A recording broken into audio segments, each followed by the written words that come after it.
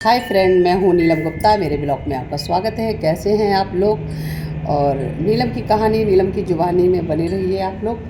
और भगवान का आशा करते हैं ईश्वर आप लोगों की हर इच्छा, हर मनोकामना पूरी करे और माता रानी आपके घर में सुख शांति समृद्धि हमेशा बनाए रखें। तो आगे वीडियो बढ़ाने से पहले एक भाई का कमेंट आया है वीडियो में कि नीलम जी, जब आपका अपहरण हुआ है, 20 महीना रही हैं आप बंदी बन के, तो आप अपने आप को दस्यु सुंदरी क्यों लगाती हैं? तो भाई मैं आपको जवाब इस चीज़ का ज़रूर देंगे।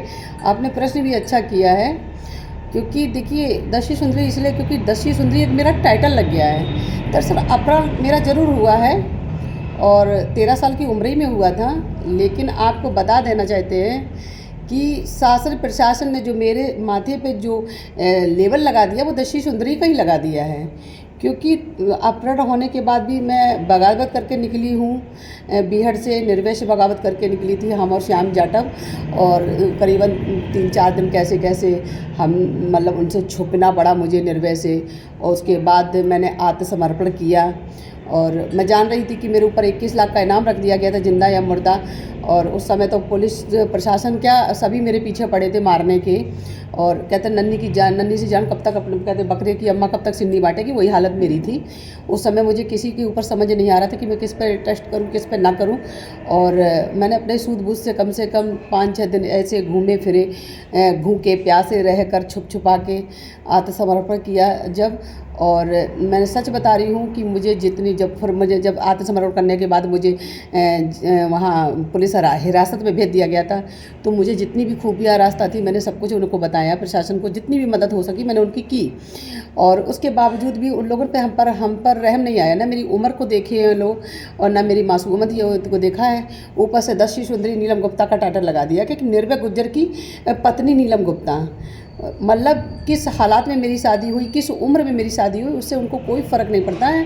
तो भाई मेरी पहचान ही मुझे दस्यु सुंदरी का दे दिया गया टाइटल। अब हमारे कहने ना कहने से क्या फ़र्क पड़ता? अगर मैं कहूँगी नहीं मुझे दस्यु सुंदरी मत बोलो, तो मेरी तो जितना भी उपन्यास है, क्योंकि दस्यु सुंदरी की वजह से तो मुझे 13 साल 6 महीना जेल में गुजारना पड़ा। क्यों गुजारना पड़ा? क्योंकि निर्भय का टाइटल लगा था मेरे पीछे, निर्भय गुर्जर की पत्नी दस्यु सुंदरी नीलम गुप्ता। तो भाई मेरी पहचान ही उसी से बना दी गई है। तो इसलिए दस्यु सुंदरी लगाना पड़ता है लोगों के सामने कि हालांकि हम ये कहना नहीं चाहते अपने मुंह से, क्योंकि ये शब्द भी अच्छा नहीं लगता है। लेकिन भाई मेरे, आप समझ सकते हैं। तो हो सकता है आपके प्रश्न का उत्तर मिल गया हो। दस्यु सुंदरी की वजह से तो मुझे आज 13 साल जेल काट के कितने बहुत लंबे समय से मतलब वो किए गए। आप बताइए कि जो प्रशासन क्या देख नहीं रही थी कि मैं कितनी छोटी मतलब उस समय उम्र की थी? क्या प्रशासन, क्या मजिस्ट्रेट को नहीं दिख रहा था? लेकिन कहते हैं कानून अंधा होता है, तो सच में कानून अंधा ही होता है। 12 साल कुछ काटने के बाद मुझे जुनाइल घोषित किया गया। सोच लीजिए आप, मुझे जुनाइल 12 साल कटवाने के बाद मुझे लोग लगा कि मैं मतलब जुनाइल में दूँ। उस समय क्योंकि मेरे पिताजी थे नहीं और भाई और बहनें सब देखिए प्रशासन से सब डरते हैं, तो कोई मेरा साथ नहीं दे रहा था, तो कोई नहीं बताना चाहता था और ना कोई मेरा सपोर्ट किया था और ना मेरी किसी ने मदद की थी कि मैं हालांकि बताती भी थी कि मेरा वहाँ स्कूल है, मैं इस स्कूल में पढ़ती थी, तो कोई मेरी छानबीन नहीं किया। लेकिन कहते हैं जब भगवान के यहाँ से आता तो कोई ना कोई फरिश्ता ज़रूर बन जाता है। तो एक लोग फरिश्ता बन के आए थे मेरे जीवन में, जिन्होंने सब खोजबीन लगाया, जिन्होंने मेरी मार्कशीट निकाली, मेरे स्कूल की सारी जितनी भी जानकारी थी वो निकाली, मेरे घर की खूबियाँ और लोगों से मतलब जो जानकारी थी वो हासिल की। फिर वो सब चीज़ कोर्ट में दिखाया गया कि जिस समय नीलम गुप्ता का अपहरण हुआ तो उस समय उम्र कितनी थी, इसको कितने क्लास में पढ़ती थी। मेरी टीचर फिर बुलाई गई वहाँ से, टीचर ने पूरा अपना रजिस्टर जो होता है उन लोगों का लिखा हुआ, जिसमें मेरा नाम दर्ज किया गया था, उस समय मेरी आयु सब कुछ दिखाया गया। जब सारे प्रूफ मिल गए तो 12 साल के बाद मुझे जुनाइल घोषित करके मुझे बाहजत रिहा किया गया था भाई मेरे। लेकिन क्या करिए, लेकिन फिर भी लंबे समय तो कटवा दिया ना मैं शासन प्रशासन ने। तो अब क्या कह सकते हैं? अब आप कहें कि दस्यु सुंदरी अपने आप को क्यों कहती हो, तो भाई मेरे अब दस्यु सुंदरी कहना ये मेरी मजबूरी है, क्योंकि दस्यु सुंदरी की वजह से तो मुझे 13 साल काटने पड़ा है। तो आगे अब वीडियो और बढ़ाते हैं। और एक भाई बहुत अच्छा मतलब जोक करते हैं कि मतलब जंगल में भूत प्रेत रहते हैं कि नहीं रहते, तो वो जंगल है यार। जंगल में तो हर दिन कुछ ना कुछ नया ही घटता है, कोई नई बात नहीं है। वो जंगल में तो मालूम कभी जानवर का रोने की आवाज़ मिलेगी, कभी तुम्हें अजीब सी आवाज़ें मिलेंगी। और अब जंगल में भूत प्रेत की बात तो यार छोड़िए, यार बाद में बताएंगे। बड़ी दिलचस्प बातें हैं जीवन की। और मैं हंसती इसलिए हूँ, आप लोग बुरा मत मानिए कि मैं हंस के हर बात क्यों बताती, क्योंकि मेरी हंसी एक स्वभाव हो गया है। दरअसल इतने गम शुरू से झेलते रहे, आंसू भी अब सूख चुके हैं रोते रोते ना, क्योंकि 20 महीना वहाँ बिताने रोते रोते काटे, फिर 13 साल 6 महीने जेल में काटे रोते रोते।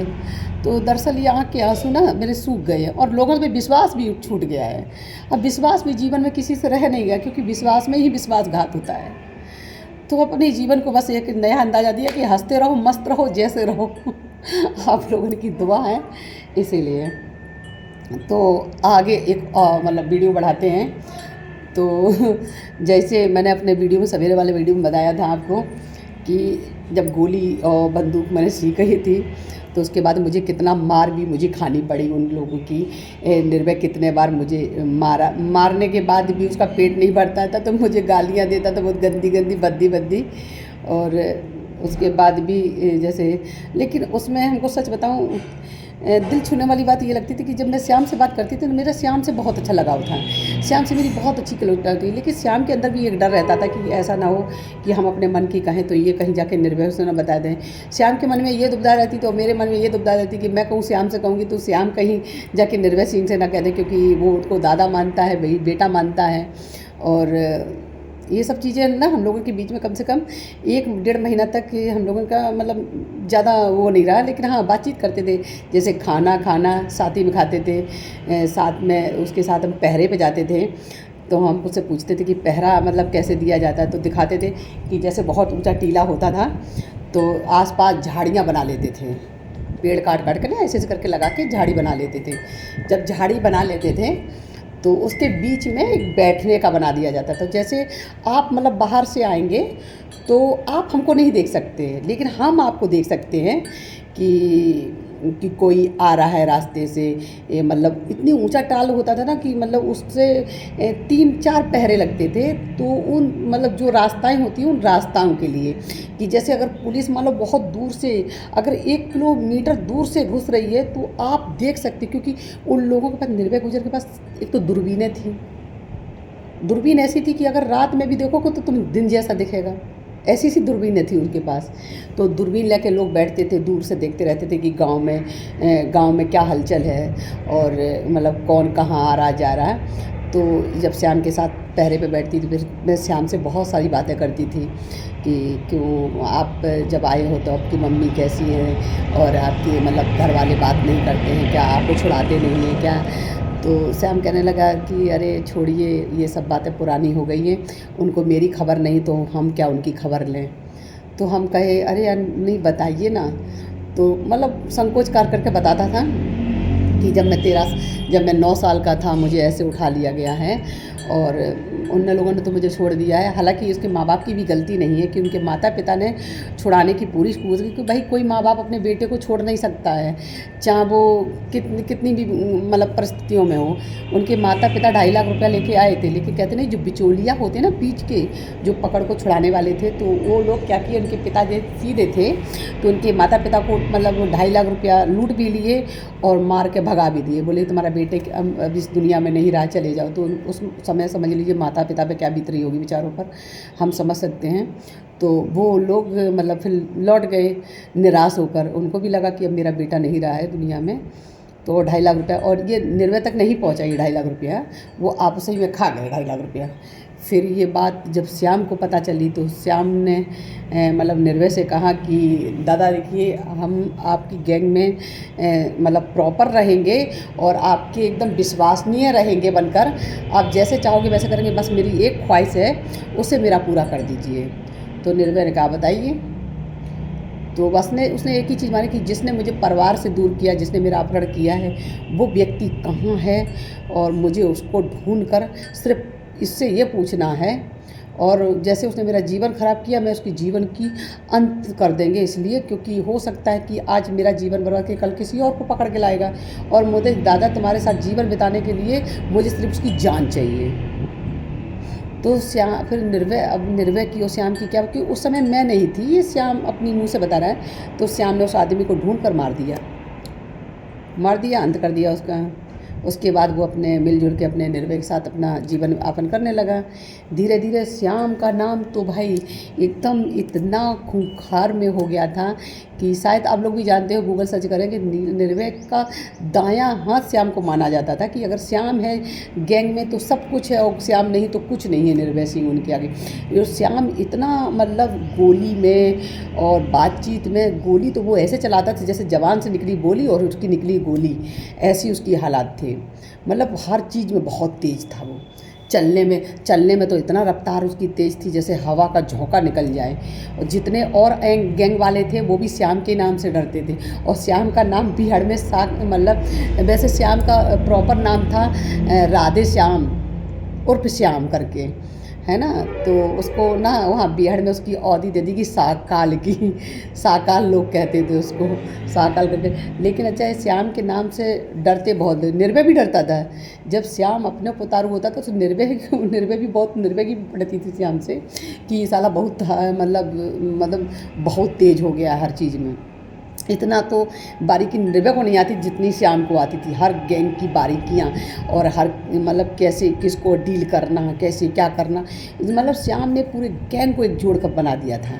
तो निर्भय एकदम आंख बंद करके उस पर भरोसा करने लगा। फिर धीरे धीरे हमने सोचा कि क्यों ना कि निर्भय के जीवन में सबसे बड़ी अगर कोई कमज़ोरी है तो वो है श्याम। तो क्यों ना मैं श्याम से बढ़िया नज़दीकियाँ बढ़ाऊँ और थोड़ी दोस्ती करूँ, तो हो सकता है मेरा कोई रास्ता निकले। लेकिन एकदम तो कहना ठीक नहीं है, क्योंकि निर्भय गुज्जर जो हैं वो श्याम जाटव हैं, और श्याम जाटव जो हैं वो निर्भय गुज्जर के एकदम क्लोज है। श्याम मतलब निर्भय जितना खास श्याम को मानते थे उतना तो जो कहते नहीं, जो मूंछन वाले आपने देखे होंगे वीडियो में, बुद्ध सिंह जो बिल्कुल बीरकपन की छवि लगती थी, वो उनके बुआ के मतलब लड़के थे, क्या थे मतलब रिश्तेदारी में थे, उनको भी इतना तजुर्बा नहीं देते जितना श्याम को देते थे। और किशोर मम्मा थे, जग मम्मा थे, मतलब ऐसे नाम, उन लोगों के नाम तो कुछ और थे, लेकिन मतलब बिहार में सब लोग इन्हीं नामों से उनको जानते थे सब। और एक लोग थे आड़ करके कहते थे, उसका नाम कुछ गुजरे ही था, वो भी उनका नाम कुछ अलग ही था, देवेंद्र ऐसा कुछ नाम था। तो ये सभी लोग रहते थे। तो मतलब निर्भय कहते थे कि श्याम पे आप इतना अंधविश्वास करते हैं, दादा किसी दिन पछताओगे, और हम तुम्हारे खास होकर आप हम पे भरोसा नहीं करते। तो वो कैसे निर्भय कहते थे कि श्याम पर हम आंख बंद भरोसा करते हैं, लेकिन तुम लोगों पे भरोसा नहीं कर सकते हैं। तो हम समझ गए थे कि श्याम ही एक वो चिड़िया है जो निर्भय की उड़ान को काट सकता है। तो मैं सच बताऊं, अब मैं अपनी ज़िंदगी की सबसे कठिनाई चीज़ बताऊंगी। जब मैं श्याम से जब क्लोजता मतलब आगे बढ़ाने लगी, उससे मतलब मेल जोल बढ़ा लिए, तो फिर श्याम एक दिन मतलब ड्रिंक कर रहे थे, श्याम थे और मैं थी, तो पैरा पे ऐसे बैठे थे। तो मैं बियर, तो अब मैंने तो कुछ छुपाती तो मैं कुछ हूँ नहीं, तो उस समय मुझे भी नशे की आदि मतलब कर दिया गया था। तो मैं भी बियर पी रही थी बैठ के, तो श्याम भी बियर पी रहा था मेरे साथ बैठ के। तो मैंने श्याम से कहा, क्यों श्याम ये बताइए कि हमने की तुमको मेरे घर, अपने घर की है और अपने माता की, अपने पिता की याद नहीं आती? मुझे तो बहुत अपनी माँ की, मम्मी की, पापा की, सबकी याद आती है। तो श्याम कहने लगा, नहीं यार, ऐसा कहाँ हो सकता है कि मुझे याद ना आती हो। ऐसा दिन नहीं जाता जहाँ मुझे मेरी माँ की, मेरे पिता की, मेरे भाई बहनों की याद ना आती हो। 9 साल की उम्र से मैं घर छोड़ के मैं आया हूँ यहाँ पर, और मुझे तो ये भी नहीं पता मेरे माता पिता ठीक हैं या नहीं हैं, और कैसे हैं, कहाँ हैं। तो ये सब चीज़ें श्याम कहने लगा। करते करते ना उसकी आंखों में ना मतलब आंसू आ गए। तो मैं कहने लगी श्याम से कि यार रोइए मत, मैं तो बहुत रो चुकी हूँ, और अब तो रोते रोते मेरे आंसू भी सूखने लगे हैं। तो हम श्याम से कहने, तो हमने आपने कभी कोशिश नहीं करी अपने घर जाने की? तो करियर को छोड़िए, ये बातें सब पुरानी हो चुकी हैं, और कोशिश करके हम करते भी क्या, क्योंकि निर्भय गुज्जर को हम वचन दे चुके हैं कि जब तक आप जीवित रहेंगे तब तक हम आपका साथ देंगे, और बेटे की तरह ज़िंदगी आपके साथ काटेंगे। और यही सब बातें श्याम से मेरी होने लगी। तो उस दरमियान फिर श्याम को भी संकोच थोड़ा रहता था, ये सोच कर कि कहीं ऐसा ना हो कि ये मन का भेद ले रही हूँ और लेने के बाद अपने फ़ायदे के लिए कहीं मतलब दादा को बता ना दें कोई चीज़ कि हम अपने मन में क्या सोच रहे हैं क्या नहीं सोच रहे, कहीं दादा ये ना सोच लें कि हम गद्दारी करने के विचार में हूँ। तो एक दिन फिर मतलब धीरे धीरे जब हम लोग जैसे खाना वाना खाते थे और खाना खाना नदी पे उनके साथ नहाने के लिए जाना, तो जैसे कुछ लोग पहरा देते थे तो हम लोग नहाने जाते थे, हम और सरला। तो धीरे धीरे मतलब बहुत अच्छी एकदम जैसे कहते हैं ना कि एक ही रोटी खाने वाली बात हो गई। तो हमने श्याम से कहा कि फिर श्याम कहने लगा कि एक बात कहें आपसे। हमने कि हाँ बोलिए। तो कि आपकी शादी निर्वय से हो ज़रूर गई है, लेकिन हम आपके लिए कुछ कर नहीं सके हैं, मदद नहीं कर सके हैं, लेकिन आप बहुत उम्र में उनसे से छोटी हो और हम उनसे कह भी नहीं सकते दादा से कि आप मतलब पोती के समान लड़की के साथ ऐसा कर रहे हैं, क्योंकि कहीं ना कहीं भाई वो गैंग के लीडर हैं और हम हैं तो एक मतलब पकड़ई, और आज मुझे दत्तक पुत्र बना दिया है और कल मुझे उतार भी सकते हैं दत्तक पुत्र बनाने से अगर हम उनके विरोध में जाएंगे तो लेकिन हम आप पर मतलब थोड़ा सा लगता है कि कुछ बताएंगे कि ऐसा ना हो कि आप मतलब निर्भय सिंह से बता दें। तो हमने कहा अरे आप ऐसे क्यों सोच रहे हो, ज़रूरी नहीं है कि हर इंसान एक सा ही हो, क्योंकि उसी जगह वो सरला जैसे रहती थी तो श्याम उससे कोई बात शेयर नहीं कर पाता था। जैसे इसलिए किस लिए नहीं कर पाता था, क्योंकि वो थोड़ी मतलब उसके अंदर मतलब चंचलता ज़्यादा नहीं थी और मतलब वो भोले टाइप की थी थोड़ी सी। जैसे अपने मन की अगर श्याम कोई बात बताना चाहे तो वो जाके दादा को बता देती थी निर्भय को कि श्याम ऐसे ऐसे कह रहा है। तो 2-3 बार इस बात को लेकर विरोध भी हुआ निर्भय के और श्याम के बीच में। तो श्याम को बहुत सी चीज़ें छुपा लेता था और फिर वहाँ गैंग में आप जानते ही हैं कि सब तो जितने भी अगल बगल में थे वो सब निर्भय की जान पहचान के थे। तो श्याम अपनी मन की किससे कहता और हम अपनी मन की किससे कहते। तो हम लोग फिर समझ गए थे कि क्यों ना हम लोग एक दूसरे की ताकत बन जाएँ। तो हम श्याम से कहे तो श्याम कहने लगा मुझसे कि हम एक बात कहें कि हम आपसे मम्मी बोलते हैं तो मुझे बड़ा हिचक लगता है, लेकिन आपकी इतनी उम्र है, लेकिन आपकी शादी उनसे निर्भय गुज्जर से हो गई है दादा से, तो बोलना मेरी मजबूरी है। तो हम कहे तुम उनके सामने मुझे मम्मी बोल सकते हो, लेकिन वैसे तुम मुझे मेरा नाम लेके संबोधित करोगे मुझे बहुत अच्छा लगेगा, आप मेरा नाम ही ले लिया करो। तो कह रहा नहीं नहीं नाम तो नहीं लूँगा, मैं मालकिन करके बुला दिया करूँ। कहे चलिए कोई बात नहीं, चलता है, आपको जैसे अच्छा लगे वैसे बताइएगा। तो हम और श्याम मतलब काफ़ी समय तक ऐसे धीरे धीरे दोस्ती होते होते 1 महीना और बीत गया हम लोगों के बीच में। तो श्याम हमको समझने लगा, हम श्याम को समझने लगे बहुत अच्छी तरीक़ा से। फिर कुछ ऐसी घटनाएं मेरे जीवन में हुई हैं जिससे मतलब कहते हैं तिलमिलाहट वो हो गई। तो एक दिन मैंने मतलब श्याम से भी नहीं बताया और मैंने बहुत बड़ा कदम उठा लिया।